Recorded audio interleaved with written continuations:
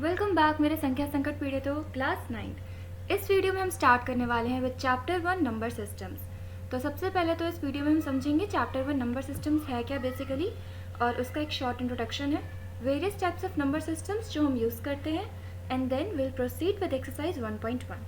ठीक है, तो चलो बिना टाइम वेस्ट करते हुए लेट्स स्टार्ट। सबसे पहले हमारे पास है chapter 1 number systems, various types of number system जो हम काफ़ी टाइम से यूज़ करते आ रहे हैं। कुछ तो इनमें से आपको पहले से ही पता होंगे, जैसे कि हमारे पास है यहाँ पे whole numbers, sorry natural numbers. To start with we have the natural numbers. सबसे पहले आते हैं हमारे पास natural numbers. So natural numbers वो नंबर्स होते हैं जैसे कि सिंपल काउंटिंग जो हम करते हैं, लाइक दिस 1 2 3 4 5, ये होते हैं हमारे नेचुरल नंबर्स। ठीक है, नेचुरल नंबर्स में अगर हम ज़ीरो ऐड कर दें, नेचुरल नंबर्स में अगर हम ज़ीरो ऐड कर दें, 1 की जगह अगर हम काउंटिंग ज़ीरो से स्टार्ट कर दें, तो वो हो जाते हैं हमारे होल नंबर्स। ठीक है, होल नंबर्स के बाद वी हैव इंटीजर्स। अब ये जो हमारे नंबर्स हैं 1 2 3 4 काउंटिंग, इन्हीं का अगर हम नेगेटिव भी इसमें ऐड कर दें, ठीक है, तो वो बन जाते हैं हमारे इंटीजर्स। नेचुरल नंबर्स को हम n से रिप्रेजेंट करते हैं, होल नंबर्स को w से, and integers are represented with z। Next इसमें जो नंबर सिस्टम है वो है हमारे rational numbers. Rational numbers is a bit new for you, ये आप लोगों ने शायद पहले नहीं सुना होगा।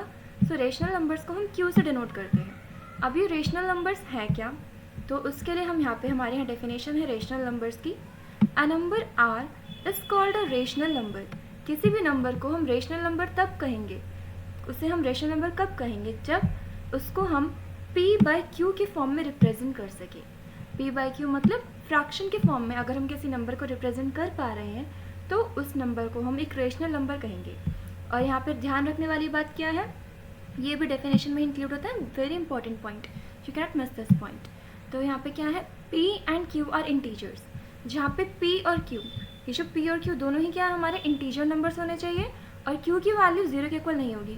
क्यों नहीं होगी, क्योंकि वैल्यू जीरो के इक्वल, बिकॉज किसी भी नंबर को अगर q हमारा ज़ीरो हो जाता है, लेट सपोज अगर हमारा q ज़ीरो हो गया, तो फिर क्या हो जाएगा, जैसे कि हमारी q की जैसे कि अगर हम सपोज करते हैं हमारी p की वैल्यू है 1 और q की वैल्यू अगर हमारी ज़ीरो है, तो division by zero is not possible. Division by zero possible नहीं होता, इसलिए q की वैल्यू हमारी कभी भी ज़ीरो नहीं होनी चाहिए, ये बात आपको ध्यान रखनी है। नेक्स्ट इंपॉर्टेंट थिंग आपको क्या ध्यान रखनी है कि p और q कैसे नंबर्स हैं, को प्राइम नंबर्स हैं। So what do you mean by these को प्राइम नंबर्स। को प्राइम नंबर्स वो नंबर्स होते हैं कि जिनमें कोई भी कॉमन फैक्टर ना हो, जिनका जो HCF है, ठीक है, उनमें कोई भी कॉमन फैक्टर ना हो, लोएस्ट टर्म में हो मतलब कि वो, और उनका जो HCF है वो क्या हो, HCF इज इक्वल्स टू 1। ऐसे नंबर्स को बोलते हैं को प्राइम नंबर्स। ठीक है, I hope the definition is clear to you. अब डेफिनेशन तो क्लियर हो गई है, इसको और क्लियर करते हैं हम with the help of examples. कुछ एग्जाम्पल्स देखेंगे हम यहाँ पे रेशनल नंबर्स के, जैसे कि मैं रेशनल नंबर के एग्जाम्पल्स हम यहाँ पे क्या ले सकते हैं, जैसे कि 25 अपॉन 7, ये हमारा क्या है, एक रेशनल नंबर है। अब देखो 25 और 7 दोनों ही क्या है, इंटीजर्स हैं, और जो नीचे वाला नंबर है हमारा q, नीचे वाला नंबर हमारा q है ना, q is not equals to 0, ये कंडीशन भी हमारी क्या है, सेटिस्फाई हो रही है। So this is a rational number. अब ज़रूरी नहीं कि हमेशा ऊपर वाला न्यूमरेटर बड़ा हो, डिनोमिनेटर छोटा हो, this is not any condition given the definition. तो आप इसको उल्टा भी कर सकते हो, आप इसको 3/9 भी कर सकते हैं। बट 3/9 की आप सोच सकते हैं क्या ये एक रेशनल नंबर है, no, it is not a rational number. क्यों, क्योंकि डेफिनेशन में क्या गिवन है, p and q are coprime, इनका जो है HCF 1 होना चाहिए, बट यहाँ पे इनका HCF आप निकालोगे तो दोनों 3 से डिविजिबल है, तो इनका HCF 3 आ जाएगा, तो 1/3, ये हमारा एक रेशनल नंबर है। ठीक है, अनदर एग्जाम्पल विल टेक, अगर हम यहाँ पे ले लेते हैं फॉर एग्जाम्पल -4 का एग्जाम्पल हम ले लेते हैं। तो जो -4 है, क्या ये एक रेशनल नंबर है। अब आप कहोगे कि इसमें तो सिर्फ p है, न्यूमरेटर है, बट डिनोमिनेटर तो है ही नहीं। तो ये तो आपने छोटी क्लासेस में सीखा है कि जो -4 है, किसी भी नंबर को हम इस तरह से रिप्रेजेंट कर सकते हैं। -4 को मैं -4/1 लिख सकती हूँ, तो बन गया ना p by q form. So again this is also a rational number. I hope अब रेशनल नंबर्स क्या होते हैं ये चीज़ आपको क्लियर हो गई होगी, and different types of number systems भी आपको क्लियर हो गए होंगे। ठीक है, तो इसको और क्लियर हम कर सकते हैं with the help of this diagram. सबसे पहले आते हैं हमारे natural First of all, we have the natural numbers. I'll take the appropriate pen color. Natural numbers जो हमारे 1 2 3 4 5 6, इन्हीं नेचुरल नंबर्स में अगर हम एक ज़ीरो ऐड कर दें तो हमारे क्या बन जाते हैं, होल नंबर्स. तो जो नेचुरल नंबर्स हैं हमारे होल नंबर्स के अंदर आते हैं, और इन्हीं होल नंबर्स में अगर हम इनका नेगेटिव भी ऐड ऑन कर दें तो ये क्या बन जाते हैं, हमारे इंटीजर्स बन जाते हैं. ठीक है, और इन इंटीजर्स में अगर हम ये पॉइंट डेसिमल्स वगैरह भी ऐड ऑन कर दें तो ये हमारे रेशनल नंबर्स बन जाते हैं. ठीक है, इरेशनल नंबर्स एक डिफरेंट कंसेप्ट है, वो इस नंबर सिस्टम से बाहर आता है, और रियल नंबर्स अभी आपको समझने की नीड नहीं है, वो this is out of your syllabus. ये कंसेप्ट अभी आपके सिलेबस में नहीं है, you will understand it in the higher classes. I hope the number system is now clear to you. अब अगर आपको रेशनल नंबर्स समझ आ गए हैं, डिफरेंट वेरियस ये जो है टाइप ऑफ नंबर सिस्टम्स भी अगर आपको क्लियर है, I think we can proceed with the exercise 1.1. अगर फिर भी still if there any doubt left you can mention it in the comment section. कोई भी डाउट है अगर तो आप उसे कमेंट सेक्शन में मेंशन कर सकते हैं, and I will give reply to you. So let's start with the exercise 1.1. अब हम स्टार्ट करते हैं एक्सरसाइज 1.1 के साथ. ठीक है, I'll choose the pen here for writing the answers. Okay, so what is our first question? Our first question is 0 a rational number? क्या 0 एक रेशनल नंबर है? आप बताइए इसका आंसर. आपको क्या लगता है, कमेंट सेक्शन में बताइए. क्या 0 का रेशनल नंबर है? क्या 0 को हम p बाय q के फॉर्म में रिप्रेजेंट कर सकते हैं? सोचिए सोचिए थोड़ा सा. ओके, मैं ही आपको आंसर बता देती हूँ. तो जो 0 है हमारा, 0 जैसे कि अभी हमने ऊपर एग्जाम्पल देखा था, हमारे पास 4 था. ठीक है, -4 का हमने एग्जाम्पल देखा था. अब जैसे कि मेरे पास है 0, तो क्या मैं 0 को ऐसे लिख सकती हूँ, 0/1. कैन आई राइट इट और not? Yes, I can write 0 as 0/1. So again ये p by q फॉर्म हमारा बन गया है, तो 0 भी हमारा क्या है, एक रेशनल नंबर है. ठीक है, how we are gonna write the answer, यहाँ पे मैं इसे मेंशन कर देती हूँ. Yes, I'll choose the blue color for writing the answers. Yes, 0 is a rational number because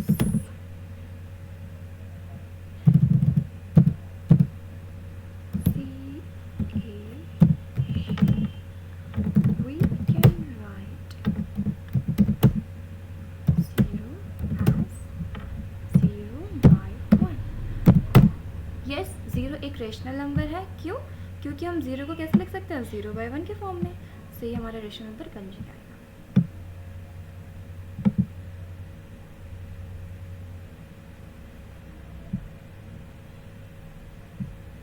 Okay, I hope this is clear to you.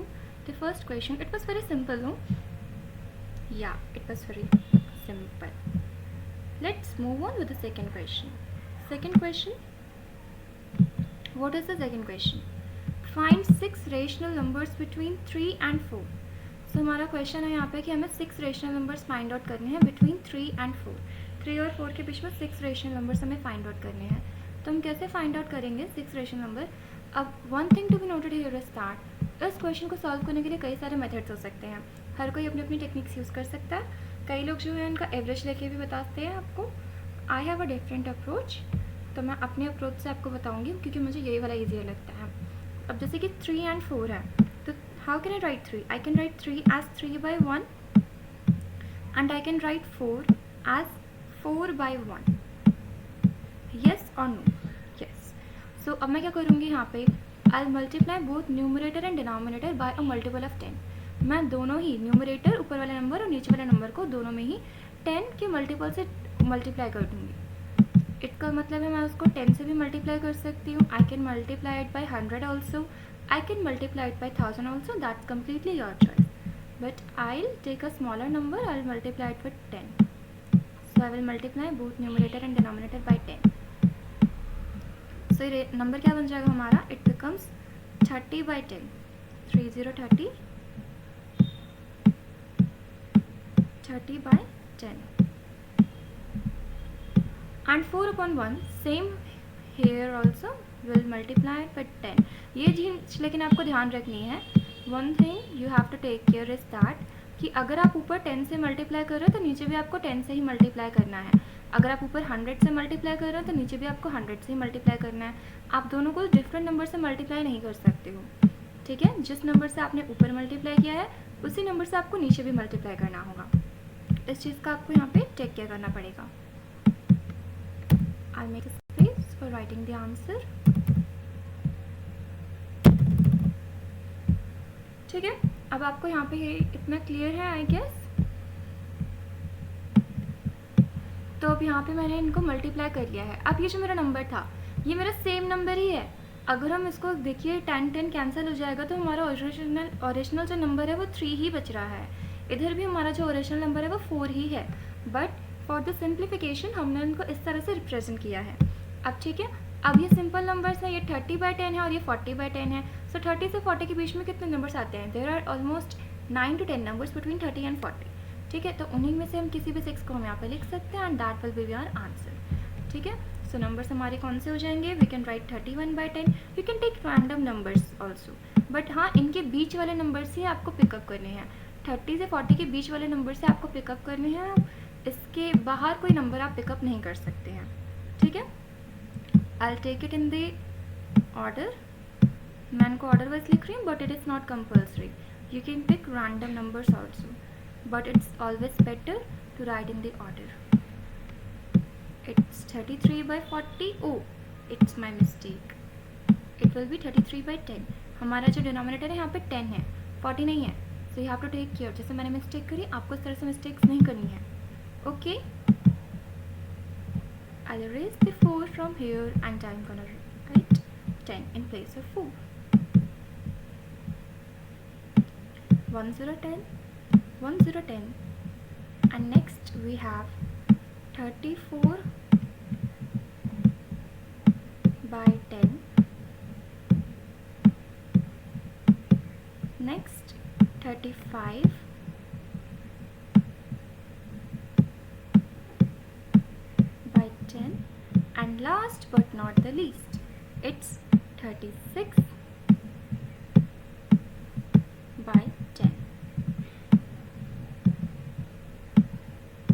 तो यही क्या हमारा आंसर है.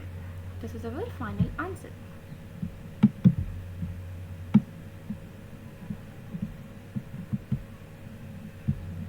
ये वाली ट्रिक मुझे इजी लगती है. अगेन मैंने आपको पहले भी बताया था कि इस क्वेश्चन को सॉल्व करने के और भी मेथड्स हो सकते हैं, but I prefer this one because I find it easy.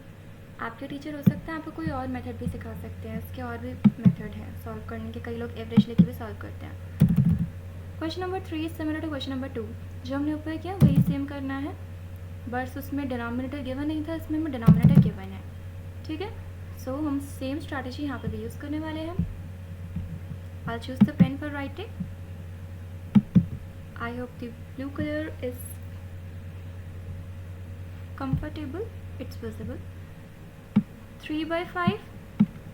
Again वही सेम स्ट्रैटेजी जो मैंने ऊपर आपको बताया था.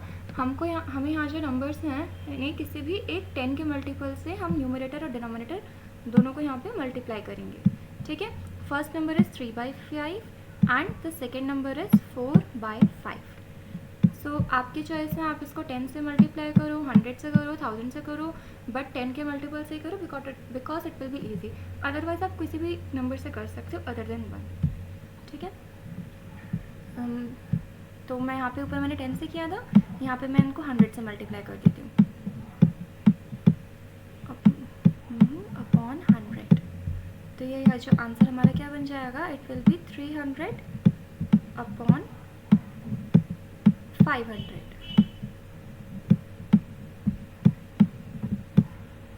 5 का तो बेचारे का डंडा ही हो गया, सिर ही गायब हो गया. इधर 4 और 4/5 को भी हम मल्टीप्लाई कर देते हैं in the same manner. Again यहाँ पे आपको ध्यान रखना है कि हमने ऊपर 100 से मल्टीप्लाई किया है तो इधर भी हमें 100 से ही मल्टीप्लाई करना है. ठीक है, आप यहाँ पे 10 से या किसी और नंबर से मल्टीप्लाई नहीं कर सकते हैं. It will be 400